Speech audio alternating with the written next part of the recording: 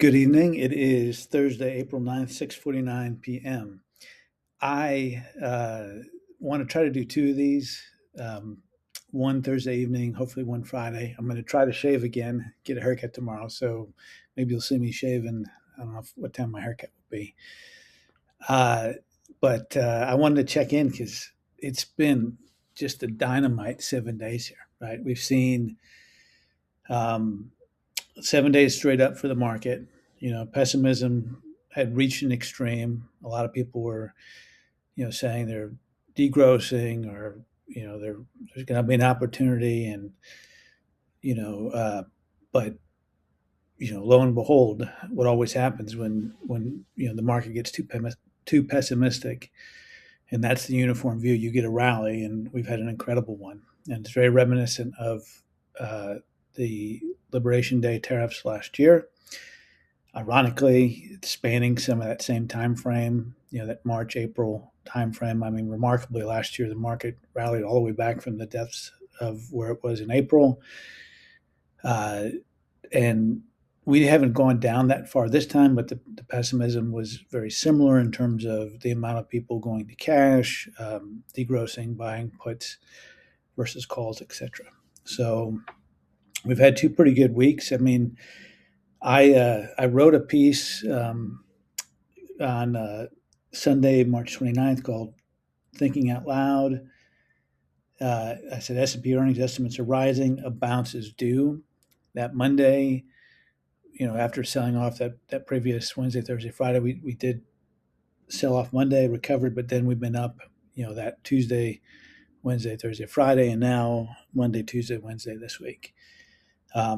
The rally has taken us. The S&P is now down only 0.9% year to date. SPY is the ticker there. The Invesco QQQ Trust, the ticker QQQ, is only down 1.7% year to date. The Russell 2000 IWM is actually up 5.6% year to date. The Russell 2000 Value, IWN as a ticker, is up 9.5% year to date, and the equal weight S&P RSP is up 2.9% year to date. Importantly, the breadth of the market was actually improving prior to that rally. That advanced decline line. I had an exchange with Tom McCullen on Twitter, and we said that week, even though the market was getting beaten up, the advanced decline line actually strengthened. And then that was a precursor to the rally that we've had here. I wanted to talk about software. I mean, they've gotten beaten up. I've actually started buying.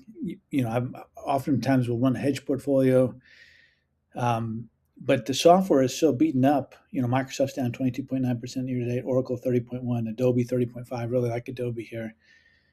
IGV, which is the software ETF, is down 28%.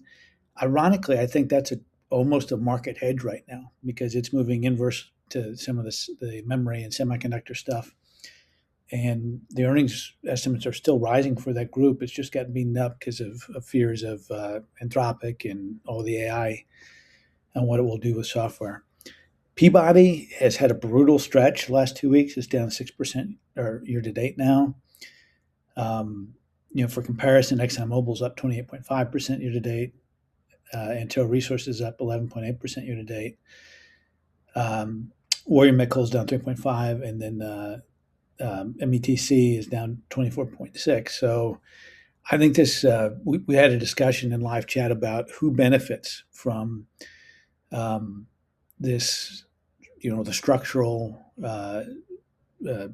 impairment and damages and the rebuilding. And it was a good discussion, and I think that some of the things put forward, including U.S. natural gas, LNG, U.S. LNG,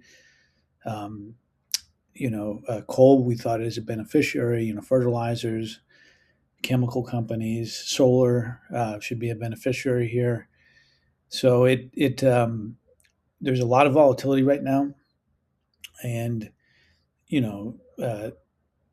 some of the longer term winners here may actually